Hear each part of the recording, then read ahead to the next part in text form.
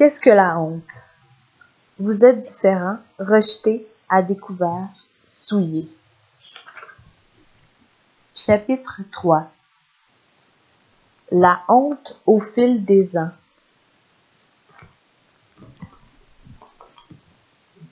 Il peut être utile de savoir que le combat contre la honte a été discrètement mené au fil de l'histoire.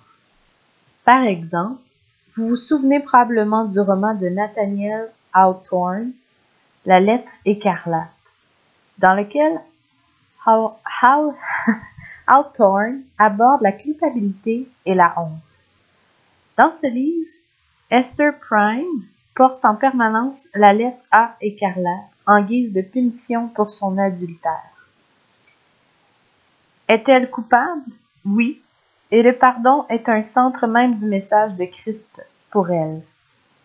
Elle a péché, mais le pardon est toujours offert aux pécheurs, toujours. Pourtant, l'histoire traite vraiment de sa honte, du mépris public et durable qu'elle endure de la part de la communauté. Lorsque la collectivité est réprobatrice,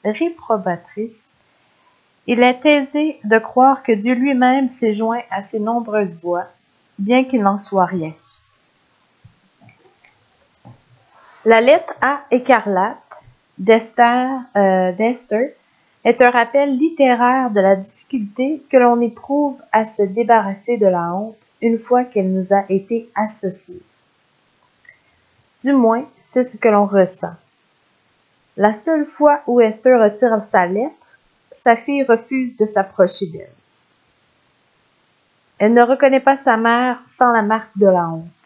Parallèlement, le révérend Dimmesdale, le partenaire adultère dont Esther n'a pas révélé l'identité, porte secrètement sa propre lettre écarlate qu'il a gravée sur son torse nu. Malheureusement, l'histoire est intemporelle.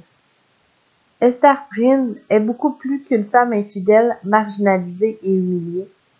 Elle et le révérend Dimmesdale représentent les spécialistes de la honte qui revêtent perpétuellement la lettre A écarlate, en public ou en privé. En grande majorité, nous ressentons au moins un soupçon de honte dans notre vie, bien que certains en aient des rappels quotidiens. Si vous portez une lettre A écarlate ou toute autre lettre écarlate, nous avons pour objectif de vous en débarrasser de façon à ce que personne, y compris vous-même, ne soit en mesure de détecter la moindre preuve de son existence. Vous avez entendu parler de piloris et de carcans mentionnés dans la lettre écarlate. Les piloris étaient des planches de bois que l'on refermait autour des pieds.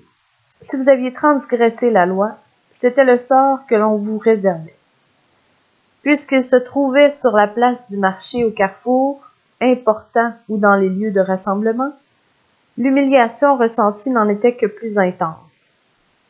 Si vous aviez proféré des jurons, vous pouviez y être immobilisé pendant 1 heure. L'ivresse vous condamnait à 4 heures de souffrance. Cependant, vos mains étaient libres et vous pouviez vous protéger contre ce que l'on vous lançait. Le carcan, en revanche, ne vous offrait pas cette liberté.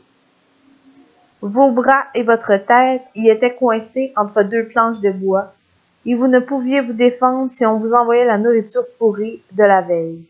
Les voleurs finissaient souvent là.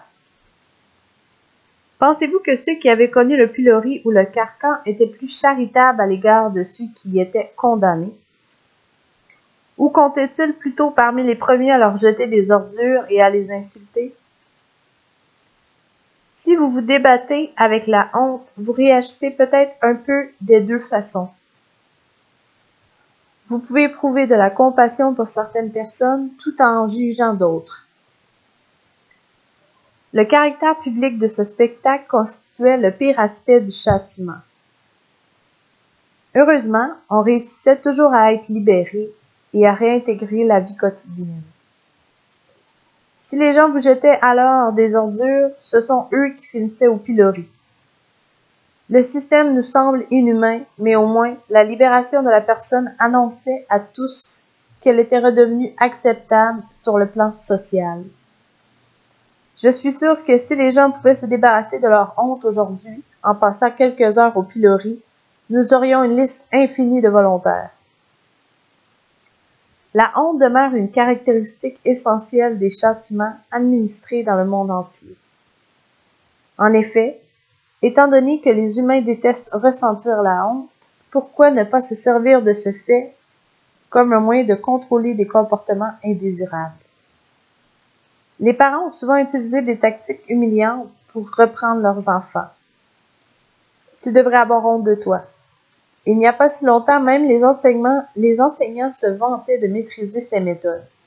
De nombreux élèves ayant fréquenté des écoles paroissiales avant les années 1980 pourraient en témoigner. Une ou deux générations seulement nous séparent des bonnets d'âne et de l'humiliation dans la salle de classe. Cependant, les stratégies actuelles de certains dirigeants vont bien au-delà des piloris et des carcans. Dans les régimes anarchiques du monde entier, les soldats commettent des viols et s'adonnent à d'autres formes d'humiliation. Leurs actes méprisables font partie des tactiques de leurs leaders parce que la honte confère du pouvoir. Ceux qui humilient dominent ceux qui sont humiliés. Cela devient un mode de régulation sociale, car les gens humiliés prennent rarement position contre l'injustice. Une telle prise de position les obligerait à raconter leur humiliation, ce qui ne ferait que renforcer leur sentiment de honte. Une fois humiliés, nous tentons pour la plupart d'y donner un sens en croyant que nous avons reçu ce que nous méritons. Dans ce cas, pourquoi protester? C'est ce que ressent la majorité des femmes victimes d'agressions sexuelles. Elles sont ambivalentes. D'une part, elles savent qu'elles ont été victimes d'actes impies. D'autre part, cette conviction s'accompagne du fort sentiment qu'elles ne sont attirées d'une certaine façon, qu'elles se sont attirées d'une certaine façon ce qu'elles ont subi. Pire encore, elles peuvent être amenées à penser que Dieu lui-même a décrété cette injustice comme forme de punition. Soyez sur vos gardes, la honte génère toujours des mensonges. Étant donné que les désirs de pouvoir et de manipulation habitent chaque cœur, nul besoin de se rendre à l'étranger pour constater une brutalité excessive.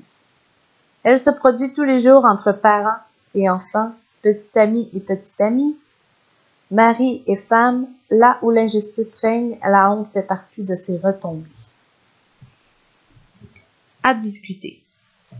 Première question. Pouvez-vous penser à d'autres personnages historiques ou fictifs qui incarnent la honte? Ont-ils fait quelque chose de honteux pour l'époque ou ont-ils été traités indignement? Deuxième question. Est-ce que vous ou des personnes que vous aimez portez la lettre A écarlate? Que ressentez-vous? Troisième question. Pouvez-vous déceler des versions modernes du pilori et du carcan? Quatrième question. Choisiriez-vous de votre propre chef d'être attaché au pilori ou au carcan? Pourquoi ou pourquoi pas? Cinquième question. Il n'est jamais trop tôt pour découvrir les mensonges qui s'approchent à la honte. Quels mensonges pouvez-vous dépister?